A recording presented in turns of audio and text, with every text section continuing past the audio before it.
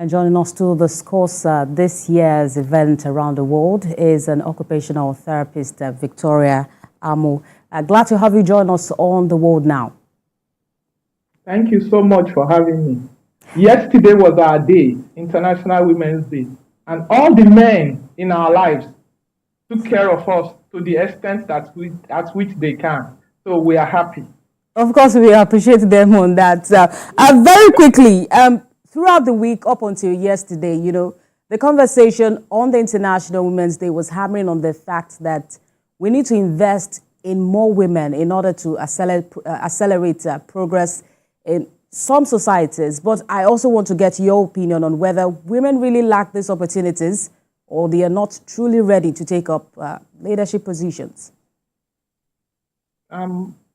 Women are ready to take up leadership positions, but we need to invest in the young ones, because the older ones who are ready to take up leadership positions are still encased in the cluster of leadership positions that are supportive. They are not in positions where they actually will come out and have the authority to speak or speak based on their capacity. They are still in the supportive corner. So what we need to do is to start to train the young ones who are going to be the future leaders of tomorrow, who are going to be the ones that will justify either the 35% affirmation or the 50%, depending on the country in which we're talking about. So we need a lot of mentee-mentor grooming relationship, not much of advocacy, but mentee-mentor, where girls are groomed from high school, from primary school to be leaders, where girls are taught to be assertive. That's where this inclusion, where this theme will actually matter. Because when you have young girls who are not assertive, who has the capacity, but societal values and societal expectations expect them to be humble, like they always say, you as a woman, you need to be seen and not heard. So they have parents who taught them that, and they are still living that life. So we need to start to move away from that to be able to have more women. And if we don't have more women in places of authority, it would be so hard to meet the 35% affirmation. It's just impossible. Because if these men...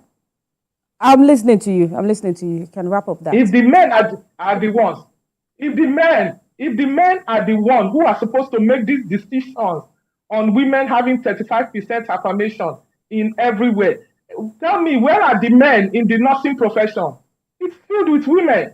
Did we not find? Do we not have men as regulatory bodies that could impact this profession and make it purely male-dominated? No. If you look at the law, if you look at lawyers, it's purely female-dominated. Did you go to the call yesterday? He had, most of it were female. If you go to the medical line, you also find a whole lot of females. So what are we missing? How did those professions get more female input? And then governance and every other thing that has to do with the general population has very few female input. So the female input is... When we talk about mentoring these women, there are a whole lot of other factors that, affect the way a woman will actually turn out. It's no news, I'm taking it outside Nigeria, that some women suffer major harm, especially during war and other forms of conflict. And in most cases, they still have to hold their families together, irrespective of the position they hold. I'm using the war in Gaza as an example of this. Has there really been any progress as regards ensuring safety and security of women in these times? The United Nations is trying its bit. NGOs are also trying their bit. But the most important help that can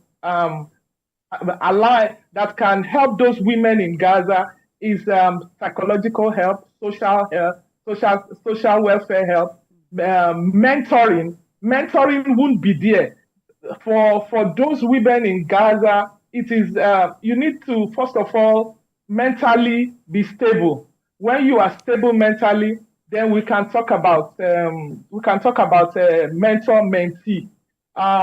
Those women have been bruised, and some have been raped. Some children have been raped. Some children have been killed in those areas, and most women can't find their husbands, can't find their sons.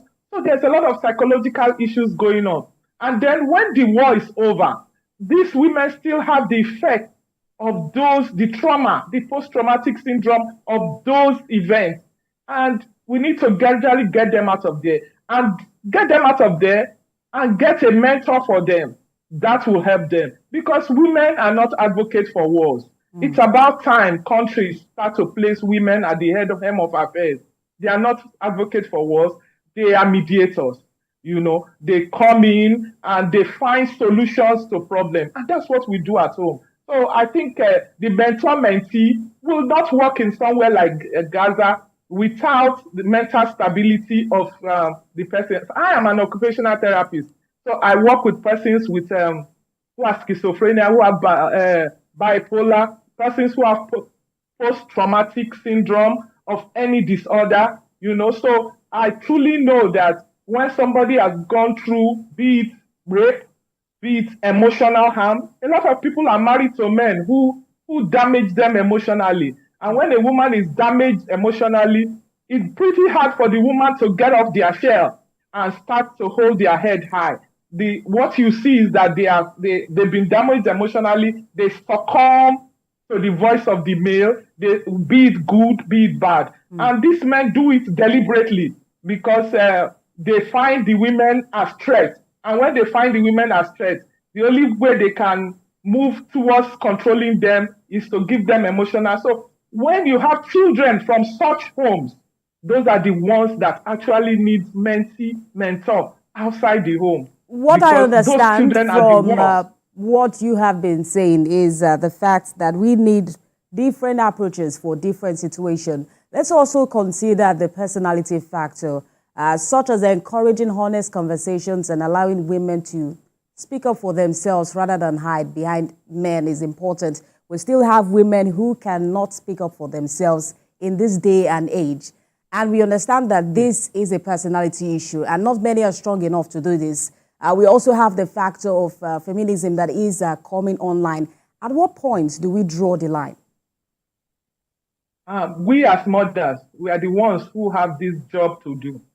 It's not because women have already been trained from the home to be submissive. And generation to generation, that is a norm. So how do we get these young girls who needs to be assertive, these young girls who do not have to live the lives of their parents, these young girls who are trained in schools and yet they are very calm, very sober, they are not vocal, yet they have the ability to be vocal, they have the ability, they have the knowledge, and they have the expressive. So it's society. How do we change society? We must move to how we change society. How do we change society? We need to have women who become leaders, anchors of this process. Just like in politics, you have godfathers. The godfathers are just men who are there through the time, thick and thin, and the young men see them as reference points. We have not consistently been able to see women who other women can see as a leader, as a gatekeeper, as a mentor. Sometimes it starts and all of a sudden it clips off, So how do we as a country, how do we as a gender put together this? Because even those who do politics, they do not have godmothers. They still want to stem off those godfathers.